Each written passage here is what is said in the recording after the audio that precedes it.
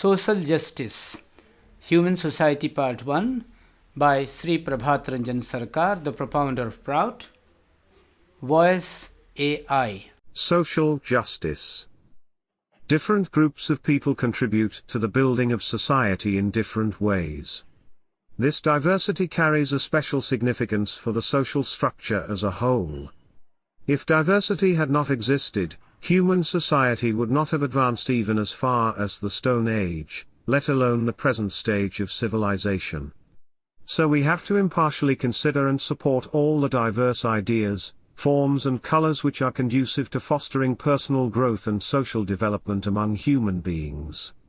If we fail to do so, that section of society which has been built around a particular idea, form or color will wither and die.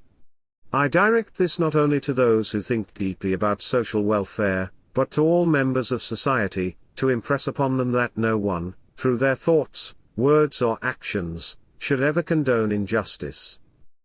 If any physical, psychic, social, moral or spiritual weakness becomes apparent in a particular activity or in any sphere of individual or social life, it is the duty of the other members of society to eradicate that weakness with all the sweetness of their hearts. However, due to a lack of genuine humanism or spiritual outlook, people do just the opposite. The moment opportunists discover a weakness in somebody, they exploit that weakness and devour all the vitality of the person. They even consider it a weakness on their part if they reflect on the sufferings and heartaches of those who are weak. The status of women? As in the societies of most other species, in human society also females are physically weaker than males. Because their nervous systems are weaker, their minds are also slightly weak. Nevertheless, women have no less value in human society than men. Selfish men, however, have disregarded the value of women, they have taken full advantage, and are continuing to take full advantage, of their weakness.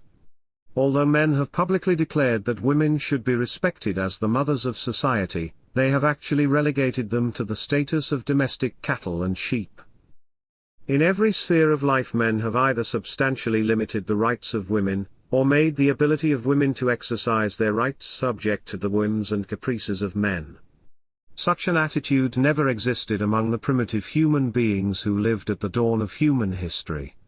Nor had primitive men conceived of the deceitful practice of establishing their supremacy by keeping women in bondage in the name of social purity.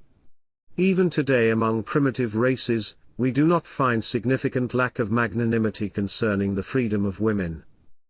By nature human beings are not wicked, rather most people are peace-loving and thus inclined towards personal purity. This inclination of the individual keeps the collective mind pure. Although women enjoy freedom in so-called underdeveloped races, we can observe that there is not even 1% of the social purity in so-called developed races that there is among those races. When freedom is forcibly curbed, a hostile reaction is produced in the mind, and purity rapidly disappears as a result. This is one of the causes of the lack of social purity in the so-called developed societies of today. To try to camouflage this impurity with high-sounding rhetoric or ostentatious religious rituals cannot do any real good for society. Those who want to keep women subservient to men by holding out false hopes or the illusory prospect of heavenly enjoyment in the afterlife, fail to understand that although such false hopes or the lure of heaven may be sufficient to keep women passive or in servitude, no real good can ever come to human society from this. The reason is that if, due to dogma and superstition, half of society is bogged down in a state of inertia, the other half will undoubtedly find progress difficult, carrying a heavy, inert burden. In individual life, purity is equally necessary for both men and women, and to make this possible, real spiritual vision is essential. As long as injustices against either sex exist, purity is impossible. Everyone should realize that to construct or preserve anything, there must be close cooperative action among the constituent parts. Human beings are not lifeless matter, so not only should all of their collective structures be based on cooperation, but that cooperation must be of a special type. It should not be based on the relation of master and servant, but on mutual cordiality. It should be a coordinated cooperation and not a subordinated one.